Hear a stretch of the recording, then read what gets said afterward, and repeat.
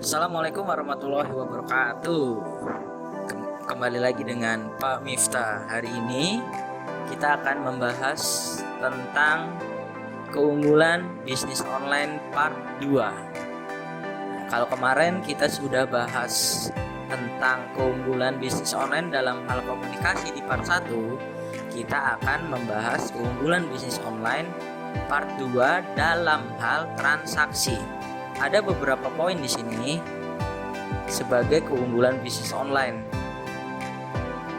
Ada 7 poin keunggulan dalam hal transaksi. Yang pertama, poin A, etalase virtual dapat dicapai oleh semua pengguna.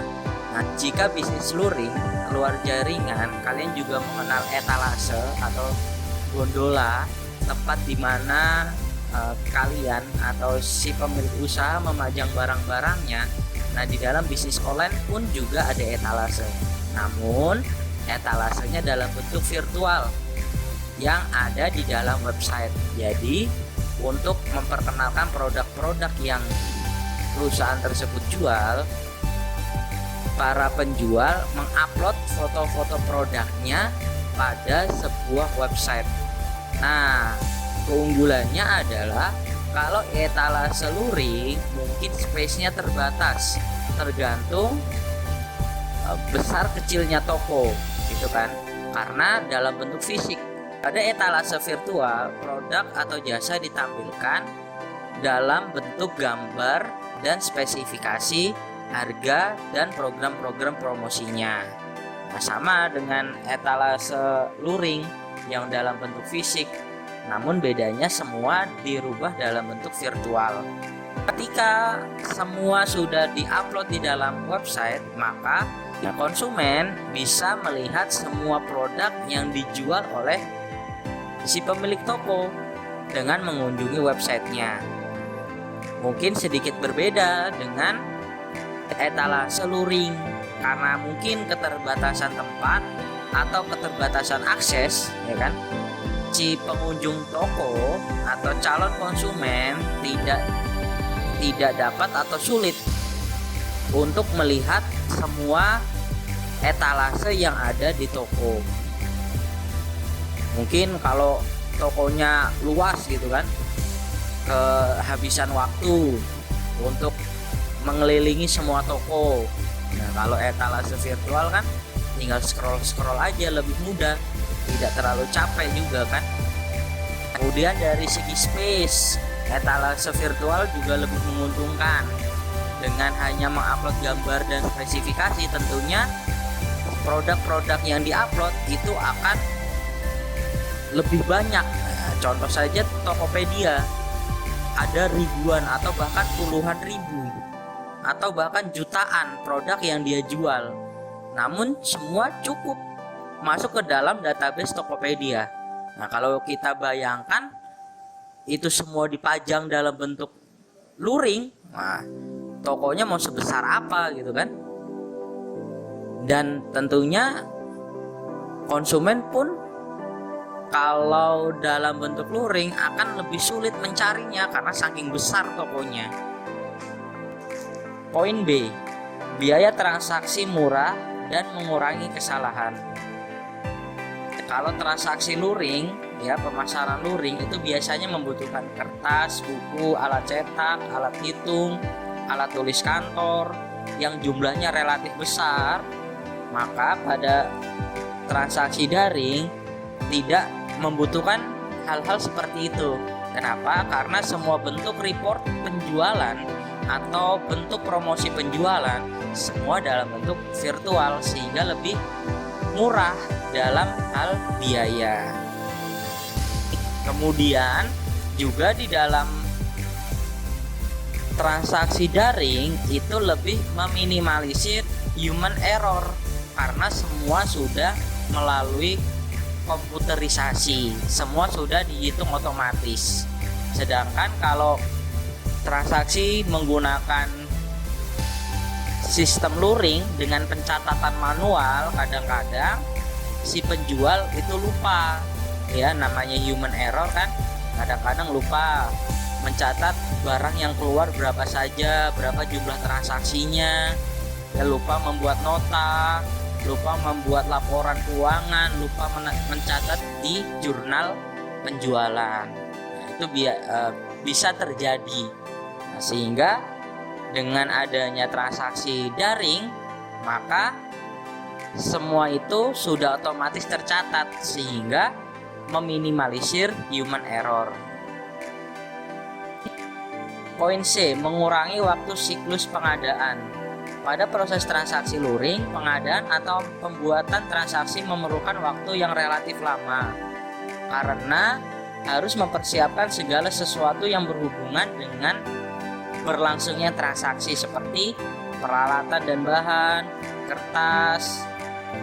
Sedangkan pada proses transaksi daring, proses pengadaan tidak lagi membutuhkan waktu yang lama karena semua peralatan dan bahan yang disediakan sudah ada di website, yaitu berupa sistem informasi penjualan. Konsumen atau pengguna user cukup masuk ke dalam website, memilih menu transaksi, kemudian menuliskan atau memilih layanan yang diinginkan, kemudian langsung bisa melakukan transaksi pembelian dan semua terekam secara otomatis, cepat dan mudah. Sedangkan kalau transaksi luring dalam proses pengadaan itu cenderung lebih memakan waktu. Contohnya seperti saat membuat nota gitu kan, menulis jurnal penjualan. Itu ketika dilakukan secara manual, prosesnya lebih memakan waktu daripada transaksi menggunakan media daring. Semua langsung otomatis. Kalau kalian pernah melakukan pembelian di e-commerce, di Tokopedia, Lazada, kemudian Shopee, itu akan lebih mudah di dalam proses transaksinya. Klik, bisa langsung bayar, tidak harus menunggu SPG membuat nota. Poin D, tingkat persediaan yang lebih rendah serta biaya overhead terkait lainnya. Nah, dalam hal ini biaya persediaan maksudnya adalah ketika kalian memiliki toko luring saat melakukan penjualan, ya ingin melakukan penjualan, tentunya stok barang-barangnya harus ditaruh di gudang, ya kan, atau tempat penyimpanan, sehingga tentunya itu lebih tentunya itu akan memakan tempat, memakan space, ya biaya perawatan dan lain sebagainya. Sedangkan kalau daring, space-nya itu dalam bentuk virtual gitu ya.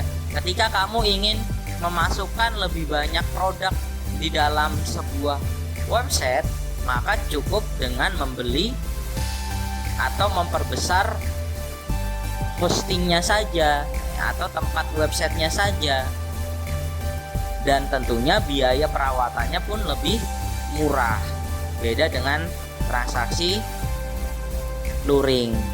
Beda dengan transaksi luring. Ketika kamu ingin menambah jumlah stok barang-barang yang ingin dijual di sebuah toko, maka kamu juga perlu menambah space gudang atau space toko untuk area pajang atau area penyimpanan. Nah, ketika menambah space, tentunya juga akan menambah cost, menambah biaya seperti listrik, perawatan, ya kan, dan lain sebagainya. Poin E, promosi dan penjualan langsung kepada konsumen. Kalau pemasaran luring di dalam melakukan promosi atau penjualan itu dilakukan secara tidak langsung, contohnya kalian harus membuat flyer, membuat promosi, membuat iklan, gitu kan, secara luring. Calon-calon konsumen yang tertarik adalah calon konsumen yang melihat iklan kalian secara tidak langsung. Mungkin ketika lewat gitu kan, seperti contoh billboard di tengah jalan. Mungkin orang-orang dengan tanpa sengaja melihat billboard kalian. Sedangkan untuk transaksi daring kita bisa langsung melakukan promosi atau penawaran penjualan kepada konsumen.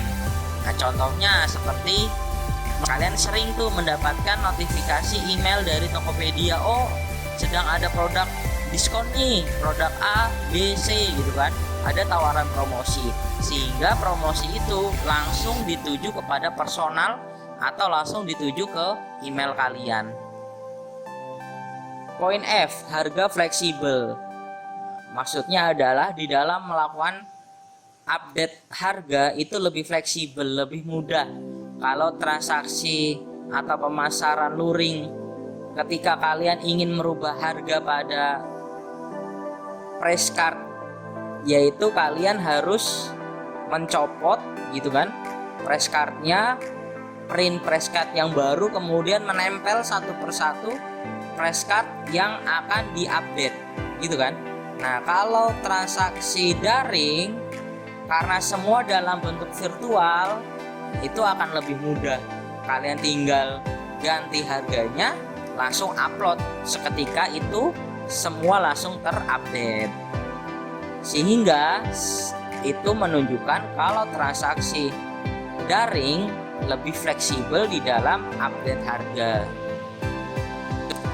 Poin G, biaya entry dan pembentukan biaya relatif rendah. Pada pemasaran luring, proses entry serta pembentukan atau pengubahan edit biaya memerlukan waktu yang relatif lama dan biaya yang tidak sedikit. Juga prosesnya hanya bisa dilakukan saat jam kerja. Sedangkan pada bisnis online, proses edit dan pembentukan biaya dilakukan dengan cara cukup membuka website perusahaan, kemudian melakukan edit data, dan bisa dilakukan dalam waktu kapanpun dan di manapun. Kamu mau ngedit jam 12 malam, nah itu juga bisa gitu ya.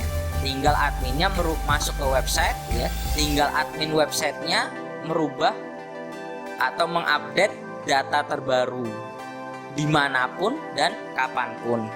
Dan tentunya semua itu gratis ya, cukup diupdate oleh si admin website. Nah, beda dengan kalau pemasaran luring, saat kamu ingin membuat billboard promosi, kalian harus mendesain, kemudian mencetak, kemudian memasang pada billboard. Kalau transaksi ya, kalau pemasaran daring, kalian tinggal edit langsung upload, lebih mudah dan murah. Demikian part 2 untuk keunggulan pemasaran daring. Ditunggu selanjutnya untuk part 3. Demikian, semoga bermanfaat. Wassalamualaikum warahmatullahi wabarakatuh.